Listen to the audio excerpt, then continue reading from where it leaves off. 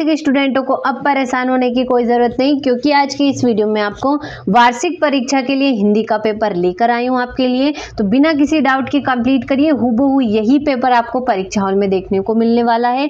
तो बिना किसी डाउट के प्रश्नों को देखिए और अच्छे से कंप्लीट करिए। तो देखिए पहला प्रश्न होगा आपका, देखिए पहला प्रश्न है सही विकल्प चुनिए। तो तुलसीदास किस काव्य धारा के प्रतिनिधि कवि हैं? तो राम भक्ति काव्य धारा के।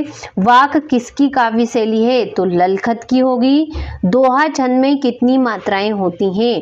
तो 24 मात्राएं। हुजूम के आगे कौन चल रहा था? तो सालिम अली। और मुंह की खाना का अर्थ होता है? तो हारना। परदादी चोर को सही रास्ते पर कैसे लाई? तो सहजता से बात कहकर। तो देखिए इस प्रकार से आपका पहला प्रश्न आंसर सहित कंप्लीट हुआ। इसी प्रकार से हमारा दूसरा प्रश्न देख लेते हैं हम, जो कि है रिक्त स्थानों की पूर्ति कीजिए। तो बच्चे काम पर जाते हैं। छंद के 2 प्रकार होते हैं। तूती बोलने का अर्थ थाक जमना है। और मेरे नाना पक्के साहब माने जाते हैं। सालिम अली को यह आखिरी पलायन है। और हिंदी का प्रथम उपन्यास परीक्षा गुरु को माना गया है। तो देखिए इस प्रकार से आपका दूसरा प्रश्न रिक्त स्थान की पूर्ति कीजिए भी कंप्लीट हुआ। आगे है आपका तीसरा प्रश्न है आपका सही जोड़ी बनाइए। तो जीवन का खंड चित्रण तो खंड काव्य होगा। हरिशंकर परसाई तो वसुधा। आकाश तो इसका होगा नभ गगन। जनसंपर्क विभाग तो इसका होगा बाट की सूचना। और गोदान उपन्यास के रचयिता तो होगा प्रेमचंद। और मेरे बचपन के दिन तो इसका होगा आपका महादेवी वर्मा। तो देखिए इस प्रकार से आपका तीसरा प्रश्न भी कंप्लीट हुआ सही जोड़ी। चौथा प्रश्न है आपका सत्य सत्य लिखिए। तो जयशंकर प्रसाद छायावाद के प्रमुख कवि हैं? तो सत्य होगा।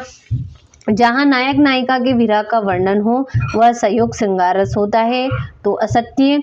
आज उपभोक्ता संस्कृति का समाज पर कोई प्रभाव नहीं है? तो असत्य होगा। प्रत्यय शब्द के पहले जुड़ते हैं? तो असत्य।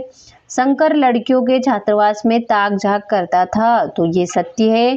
किसी घटना का आंखों देखा सरस वर्णन रिपोर्टाज कहलाता है? तो ये आपका सत्य होगा। तो देखिए इस प्रकार से आपका चौथा प्रश्न सत्य सत्य कंप्लीट हुआ।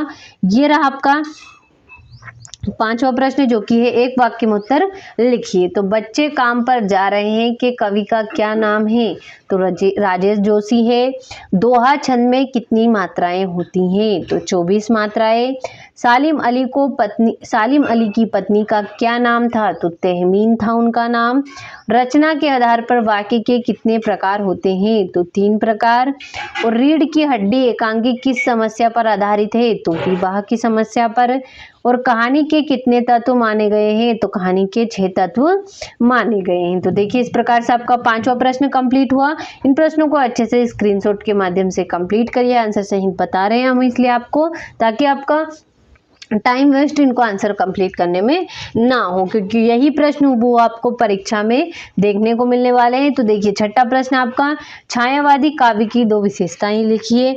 7वां हो गया कवि ने सच्चे प्रेमी की क्या कसौटी बताई है? ये हो गया आपका 8वां प्रश्न।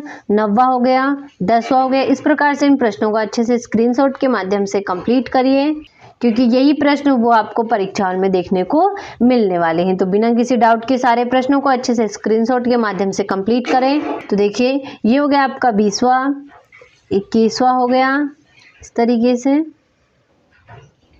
ये हो गया आपका 22वां प्रश्न, जिसमें आपको 3 दिन के अवकाश हेतु प्राचार्य को प्रार्थना पत्र लिखना है। और ये हो गया आपका 23वां प्रश्न, जिसमें आपको 5 विषय दे रखे, किसी एक विषय पर आपको निबंध लिखना है। तो देखिए इस तरीके से आपको परीक्षा में कुल 23 प्रश्न मिलने वाले हैं। तो इन सभी को आप स्क्रीनशॉट के माध्यम से आंसर सहित कंप्लीट करिए। अगर आपको आंसर भी ना मिले तो परेशान होने की बिल्कुल ज़रूरत नहीं, क्योंकि अगले वीडियो में मैं आपको आपके 23 ही प्रश्नों का फुल सॉल्यूशन के साथ बताने वाली हूँ। तो देखिए बिना किसी डाउट के अभी के लिए आप इन प्रश्नों को कंप्लीट करने की कोशिश करिए। अगर इनके आंसर ना भी मिले तो घबराइएगा मत, अगले वीडियो में मैं आपको फुल सॉल्यूशन बताऊंगी। तो देखिए अभी के लिए यहीं तक आपका कंप्लीट करें।